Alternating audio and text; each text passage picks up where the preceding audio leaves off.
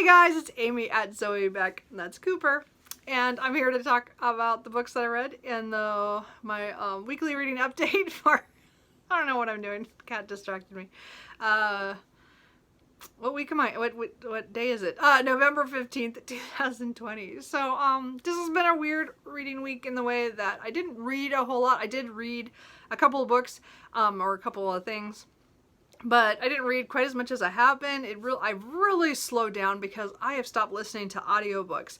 And I have no inclination to listen to anything that requires effort right now. So it's really hurting my numbers, but I'm also kind of going, you know what, that's just the way it is. I go through these phases all the time. I've listened to a lot of audiobooks through the summer and into the fall. And this month is just, I just can't do it. So I'm not going to. So anyway, so other than that, work has been normal. I mean, pretty much, you know. I think we had a scare where there is somebody who has COVID, but I was not, did not interact with them at any point in the last few weeks. So I'm not like that, but again, Oregon has gone into the freeze. So, we're supposed to stay home as much as possible. So I did did grocery shopping yesterday, and I'm not going to be going out much at all. I'm just going to mostly be at work and at home, and that's kind of it. I haven't got to the point where I'll be working from home again, but we'll see how it goes. But anyway, but this, work wasn't bad this week. It was pretty slow, and I got a lot of stuff done, which was nice. Anyway, so let's talk about the books that I read. I don't know what else to say. I'm in a weird mood today, I gotta say. And the sun is being really weird, so my lighting is odd. But anyway, sorry about that. I did finish 3 things this week, and then I've started one, and another one I'm still in the middle of. And then I don't know what I'm going to read next. So let's talk about the books that I finished. So I did join the read along for the book in the Fall Into Challenge read along that they had for November. Fall Into Challenge was done over September, October, and November, put on by like Tea in the Books and I think Rainey Day Reads. So I didn't join the challenge because I had so many, already had so many plans with Space Opera September, and then Victober, and then Nonfiction November. And so I didn't want to do all the things in those challenges. I really wish I had now, because I think that's kind of the direction I want to go in some of my reading, which I'll explain in a little bit. But anyway, so I know a lot of people enjoyed the challenge, and they're still doing it to finish up for November. But their read for November was The Strange Case of the Alchemist's Daughter by Theodora Goss. So I had bought this book, I think last year, because I'd seen a couple people talk about it, and then I kind of forgot about it. I put it on a shelf. I really shouldn't have. I had it, it's kind of hidden away near my horror books down here below, and I just forgot about it. And it should have been out on my what I would say was my main TBR, where I should be pulling from books, but I don't always.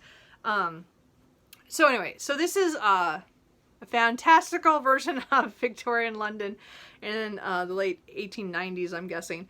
And it follows Mary Jekyll, who is supposed to be the daughter of Dr. Jekyll from Dr. Jekyll and Mr. Hyde. And her mother passes away, and things just start to happen that she finds out that for some reason her mother has been paying for someone to stay at this society for fallen women, for the last 14 years. And she's like, well, why has she been paying for that when we haven't had a whole lot of money? And she figures out that it was for Hyde. And so she thinks she knows how to find Hyde, who has been missing for 14 or 15 years.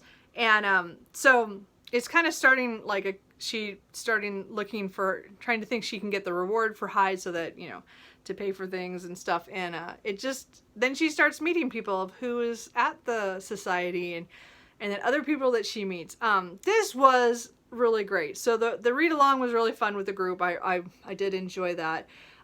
Getting to read a little section of this every day. I did on Friday read the last 2 sections, because I just couldn't, it was just in a point where it was near the end and I just couldn't stop reading. So I finished it on Friday night, and I'm really glad I did. If you like all those classic horror books like Dr. Jekyll and Mr. Hyde, well, Sherlock Holmes, of course, and Watson are in here. There is Dr. Moreau is mentioned, so is Dracula, Frankenstein, and a couple others. And one of them I didn't know anything about, which I'll explain in a minute. I had to read the short story that went with it, but this was really fun. And it's about a lot of women who have been put into, or, you know, I'm not saying this right. So this is twisted in a way that, again, it comes from a female perspective of all these women who have been manipulated in a way, or changed by their fathers in the horror sense, like all these horror classics, and it's twisted to one of the females in that story. And again, they're not following the original story all the way. Like, again, I've read all of them except for the short story until this week. I'd read all of them before, and so I knew that they were wrong or different. And even that one was, Goss changed them just enough to make it her own, but use them as the basis. And it was interesting where her choices were made. I didn't always I'm like, why did you do that? But it's her way of making the world hers. And I just think it was fun. If you like fantastical, retellings, but this is with Victorian horror novels, or a little bit before that too, with Frankenstein being older. But it does have a lot of interesting things. I love all the female characters in here. They are fantastic. They are the best group of women. They're just awesome. And I went out and bought the second book. There was a sale on Pals on their website on Friday night. Friday. So what did I do? I bought the second book. It's on the way to me already. So I'm hoping to pick up the second book. I think it's European Travel for Monstrous Gentlewomen, I think. Anyway, I'm going to try to pick that up probably in the next month or so. But I really, really enjoyed this, and I would recommend it for people who like that kind of thing. Kat, you are not helping me. You guys can't see him, but Cooper is right here in my way. Oh, let's do this one. So the short story that I had to read, that was the only one that is of the books mentioned in that book that I did not know, was Rappatinis Daughter by Nathaniel Hawthorne. So I got this little cheap 99 cents copy of Kindle. And it's only like 45 to 60 pages. It just depends on what edition. This one said it was 67 pages, but I saw other ones that said it was only 45 pages. So it's not a long short story. So it takes place in Padua, in Italy, and this man Giovanni comes to be a medical student at the university. And the rented room he has overlooks a very mysterious garden. And he sees an old man there, and he also sees a very young woman, a very beautiful young woman. And so he finds out that she is the old man's daughter, and that it's a poisonous garden, it has poisonous plants. And so everything, you have to be very careful how you deal with them. But she's grown up with the poisons, and so she has been kind of affected by them. So it's the story of him meeting her and the poisons, and it was actually pretty. It was a short story. It's written from 1844. So again, you have to look at the language as in, it was not my favorite in storytelling ways, except it was still very interesting. So it's Giovanni is the one we're following, and he is not the best guy, like just the way he thinks about women, he's not, he's very, he's very selfish. Let's say he's not thinking of anybody else really than himself, except that he falls for her, and then, things happen. I'm not explaining this right, and it's hard for me, I don't want to give too much away, and again, I had to put down the other book so that I could go read this short story before I got the character in that book's story, because I wanted to see what the differences would be. And I'm glad I did, because I noticed right away the differences in the way things were twisted, because the way how this ends is completely different from how the book said it ended. And I like that because, again, all their stories were different, So we're different from the original text. I don't know how to explain that, but it's very different. It was just enough the same that you recognize it, but she twists it anyway. So, but the original was weird, a little weird. Again, not my favorite thing, but I'm glad I read it as a reference, and that I've read it, you know, as something that was written in 1844 that I had never read before, and that was my first Nathaniel Hawthorne. So I have not read anything by him, and so I've been meaning to pick up something, and I just haven't. Anyway, I will try to pick up something else. I'm not saying I liked his writing that well, but we'll see. And then for the library, Kat, you are just not helping me. You can't. He's just here roaning back and forth against me. Anyway, Happily Ever After and Everything in Between by Debbie Tong. So this is, again, another little book of hers that has her comic series. Oh, man, I just love her stuff. I own Book Love, which is my favorite because it's all about books and being a reader and, you know, doing that. And then she has Quiet Girl in a Noisy World, which is more on her feelings of, you know, not being an introvert but being married to an extrovert. And then this is more their beginning of their marriage and being with somebody that, you know, you really care about but maybe don't always understand, but also, you know, you just, you know, you deal with stuff. Now Cooper is biting me. Thank you. I don't know why. Anyway, so this was just really cute, a really fast read. I read this, you know, a little bit like yesterday afternoon. I actually read part of it in line at Taco Bell because I was bad, because I went to the library and then I got that for lunch, and then now I'm going to stay home forever. Anyway, the point is that it was just fun. If you like Debbie Tong stuff, I totally recommend it. It's really quick and easy, and it was just sweet. I'm hoping she continues again, does more. I finally, you know, now I'm going to follow her on Instagram and stuff just so I could see maybe more stuff that she puts out. I mean, again, I didn't even know this book existed, and I just saw it pop up, I think, on like Amazon at one point, and I'm like, oh, I need that. Anyway, I am just rambling today, and the cat is not helping me. Thank you, Cooper, for making this interesting. Anyway, so I didn't know what to pick up next, but I decided to finish a series. So Flamebringer is the third book in the Heartstone series by L. Catherine White. I loved Heartstone back in July. I read Dragon's Shadow either end of that month or early August. I can't remember exactly. But this is number 3, and I had it. I just didn't pick it up right away because I was in the middle of stuff. All my reading. All over the place. And I meant to pick it up in like September, I was going to pick it up in September, and I didn't get to it. I just didn't.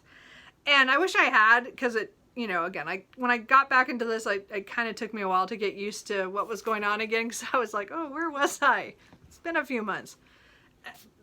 My memory is just going. Anyway, but I got into it. So again, this is, Heartstone is a retelling of Pride and Prejudice, but with dragons. And I love that book. Like, it is like Pride and Prejudice, but it's not. Like, she uses that format of some of the things that happen, but then she puts a fantastical element on it, and I really, really enjoyed her take on twisting Pride and Prejudice. It was really great. Book 2, of course, is a complete departure, but we're carrying on with a lot of the fantastical elements that started in the first book. And the third book is the same thing. We're getting more to I'm pretty sure this is a trilogy, and this is the end. But, you know, again, this book came out last year, so I'm guessing it was just a trilogy. I mean, again, it feels like we're getting up to the end, so we'll see what happens. So I've read about 160 pages. It's about 350, so, you know, about 45% of the way through this book. Really enjoying it. There was one section so far that I was like, why did that all happen? Like, I don't quite get that. But we'll see if it comes around in the end and there's a reason for that. I'm hoping that there's a reason. Right now I'm kind of like, I don't get it, but we will try. So again, I really am enjoying this. This is a book I'm hoping to finish today, if not tomorrow. But I'm finishing a series, so, which is something I've been really bad about this year. I've started a lot of things, and not a lot of things. Okay, this year for series has just not been. It's not been a huge series year, so I'm hoping next year I will do better about that. But this one, I'm really glad I just picked up. I just kept, again, I'm doing more of that, looking at my shelves and going, what do I feel like? And I'm actually doing the mood reading. So now I'll talk about why I picked up this book. So again, I am participating in Nonfiction November, but I feel like it is just not the time for me to be reading nonfiction. And it sounds weird because I love nonfiction. I read it all through the year. It's not like I'm I only read nonfiction in November. Just that I usually read a lot in November because I'm writing at the same time. Again, I'm doing NaNoWriMo, so my writing is all weird stuff.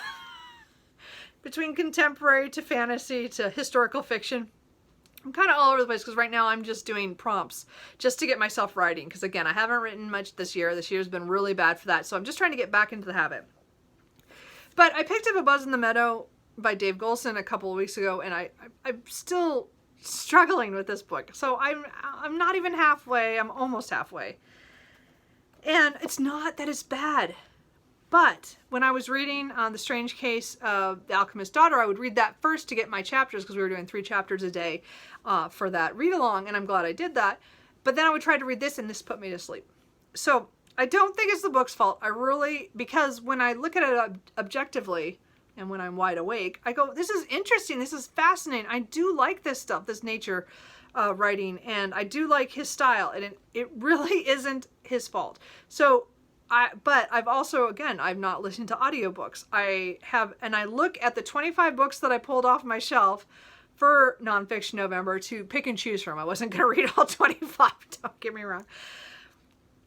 But I found that I'm not attracted. There's like 1 or 2 that I'm still kind of looking at going, well, maybe I'll pick those up. Most of them I'm like, no, those are going back on my back to my nonfiction shelf. I'm not in the mood. And I think what's happened is that I've done too many month-long readathons in a row. And like in October, where I read a lot of Victorian stuff. I didn't get to everything I wanted to, but I still read a lot. But that last week, I burnt out. And I had a video on that as well, where I need to stop doing month-long readathons, like completely. Like I don't mind focusing a few titles, but I really need to allow myself to mood read. When I don't let myself do that, like mood read enough, I have like little attack, like I just go, no, like, and I just stop reading, or I just stop whatever I'm reading, and I get books where I'm halfway through them and then I don't want to finish them. So, I did Jane Austen July, Women in Translation in August, I did Space Opera September, I did Victober, and then Nonfiction November, and Nonfiction November it was too much. And I did love the other book that I read for Nonfiction November. I do really want to read this and finish this, so I'm not like, this is still going to be on my currently reading. It'll still be beside me, so if I feel like it, I will pick it up. I might get to the point where I just tab it off and I do have to read this a little bit every night just to get it done. But right now, I'm going to let it set aside and I'll come back to it. Hopefully I'll get it done by the end of the month, but I don't guarantee that. It might be December before I finish this. I'll probably finish it before the end of the year just because I usually like to find all the books that I didn't finish during the year and try to get them done in December. But even this year, 2020, I don't know if I'm going to do that, or put that pressure on me to try to finish everything that I have started. Because I have at least 4 books, this included, that I stopped for some reason and I never came back to them. I didn't really DNF them. I just decided I didn't want to read them at the time. So, I don't know. Some of them might just go back to my want to read and just reshelve them. And again, I would love to have a project where I finished all the books I've started and never finished. But I don't know. So and again, we're getting closer to 2021, which is awesome because I want to get out of this year so bad. But I'm trying to come up with a way to allow myself better freedom for mood reading, but still plan a few things. So as I said, I'm in the process of working out. I bought a little whiteboard that I might have sitting up here at some point, and I'm kind of it's kind of a variation of not a TBR jar prompt thing, and yet it is. I don't know. We'll see. I said I'm working on it. So I will, reveal that more in December probably when I've come up with a better plan. But just know that right now I am full out mood reading, and I am allowing myself to read fantasies that I have not let myself read in months, which is where my problem lies. Is I bought a lot of historical fiction. I bought a lot of, oh God, cat. Cooper. Oh, anyway. And you guys haven't seen him in a while, so it's nice that he's here, but dude. I bought a lot of books that related to those readathons that I did that were for a full month. So I definitely bought stuff for those. But I also have bought a lot of, you know, fantasy. I've bought a lot of, as I said, historical fiction, historical romance. I've bought some fantasy romance that I really want to read. There's just so many books that and again, some gothic stuff that I want to read. And it's just, I feel that I let myself get pulled into they're great readathons, all of them that I participated in, and I liked all of them. And I'm not saying I'm not going to do them next year, because that's a lie. I'm going to do probably all of them. I just need to back off. And I did try to do that. I have been trying every time to just get my TBR small, like the list that I'm going to do for that month smaller, so that I have that movement. But I'm also finding I still focus too much on those readathons, and I don't allow myself to insert the fantasy that I want, or the historical fiction, or a classic that is not related to something else, you know? So, as I said, I'm coming up with something. I'm rambly here now, sorry. I probably should have done a whole video on that, but the point is it's probably coming, another full thing on that when I finally make my decision of how I'm going to structure that. Just know that I'm going to go full out mood reading for the rest of November, probably. Again, I just need to give myself the freedom of that. Like, so, there's like Tome Topple going on right now, and Simon Savidge, that's from Thoughts on Tomes. It's going from the 14th to the 27th. I was going to read one of my big nonfiction books for that, but I don't feel like that now. So who knows if I'm going to do that. Simon at Savidge Reads is putting on his autumnal version of Hibernation. And again, I'm hoping to read the classic that they're reading as the group read, but now I'm not sure I want to do that. That was my intention, but we'll see how it goes. Matters how I feel. But I'm probably not going to follow all the prompts on that one either, just because unless I don't know, we'll see. I haven't decided yet. So I don't know what I'm going to do. Like, this month is changed. I do have the week of Thanksgiving off. I'm hoping to get a lot of stuff done around my house. I want to reorganize some of my bookshelves and stuff. Because again, a couple of books have gotten shelved in a weird way, and I do have a couple stacks I need to go through. I might cull a little bit early this year, just because I need space on the shelves. I might move some books upstairs, some different ones for different reasons. I don't know, I just might move some stuff around. And I want to take some time and do some stuff around the house that I don't normally, you know, for vacations, other than, you know, and then Thanksgiving is going to be teeny or small, you know, so that's not... Anyway, but the point is that my reading is just, I'm going kind of off. Like, it's going to be all mood reading. So I don't know what I'm going to pick up next. So I guess that's where we're going with this. Just to mention a few that are kind of on my radar. Again, I have 2 5-star prediction books that I picked, I think, end of last year, early this year, I don't remember, that I still haven't read. I have Blackwing by Ed McDonald, which is a fantasy about a blighted expanse called The Misery, and this bounty hunter goes in looking for a woman to bring back, and then of course everything goes wrong. I don't know. It's a trilogy. So anyway, and then I have Kafka on the Shore by Haruki Murakami. I have a lot of his big books left to read. I stopped reading them a while ago, and I just want to try to get through them. This is the oldest one I've had on my shelf. I love this cover. Anyway, so this is Magical Realism. And I don't know much else beyond that. But it's a chunker, so it would technically count for Tome Topple. It's 505 pages, so it just barely makes it. So I might pick up this next. I don't know. It matters on my mood. So it could be one of those. Or I might go historical romance. Sorry. Historical Romance, which is The Viscount Who Loved Me by Julia Quinn. It's book 2 in the Bridgerton series. I'd like to read the second one, decide if I want to really continue the series. I liked the first book, but I didn't love it. There was some issues with it for me, so I wanted to see how this one went before I decided to get more of the Bridgerton series. And then I could reread something, because I've not been rereading as much. I mean, I still reread every month. There's always something.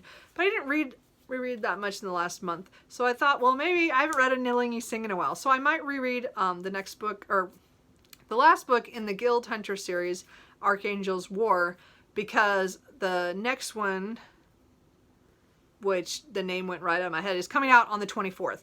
So I might do that. Yeah, I can't remember the name of that book. Anyway, it's coming out on the 24th. So I might reread the book before, even though, I mean, anyway, they're connected. It's the same series, so I might just do that. So we'll see. Or else I'll pick up another side Changeling book and just read. I don't know. We'll see. As I said, there's a lot of historical fiction. There's a lot of gothic things books that I still want to read that were from, from October that I wanted to try. And I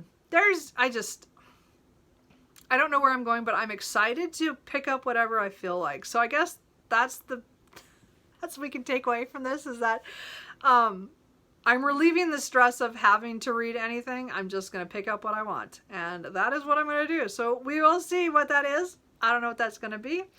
Other than that, I think that's kind of it. I do have a tag video I'm going to put up on Tuesday. I got tagged by Charles Heathcote, so about writing. So we're going to do that. I already filmed that one, so hopefully it's okay. It's a long one. Sorry, guys. I do want to say I discovered Sour Patch Kids watermelon this week. That was a mistake. These are awesome. They're like the best candy I've had in like years. These are addictive. Anyway, I just wanted to point that out. Sorry. I think that's everything. I talked way more than I meant to, but again, I need to talk to you guys and let you know about stuff. Anyway, if you guys have any suggestions about, I don't know how to, as I said, I think I'm just going to mood read. We're just going to, Nonfiction November just isn't going to work this year for me as much as I wanted it to. And it's kind of sad, but it's just the way it is. I can't force myself to read it. I need to stop that. I just can't. And so we'll see what I pick up next. No idea. So many choices because I have hundreds of books that I could read. I don't know, thousands. I might have over 1,000. Oh well, anyway. So, so let me know how your guys' reading is doing. Are you guys full out mood readers? Is anybody else struggling with trying to be scheduling yourselves and then finding that does not work and you just need to read what you feel like reading? I think I just need to go back to that for a while and just, if I pick one or two things that I physically say I'm going to read that one, then that's fine. But if I don't want to, I'm not going to force it. I have to just let that go.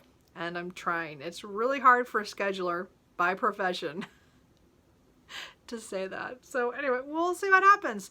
Anyway, I hope you guys had a good week. I hope you guys have a good week this week. As I said, I'm going to be staying home a lot because we're kind of back in lockdown. Anyway, I will talk to you guys later. Bye.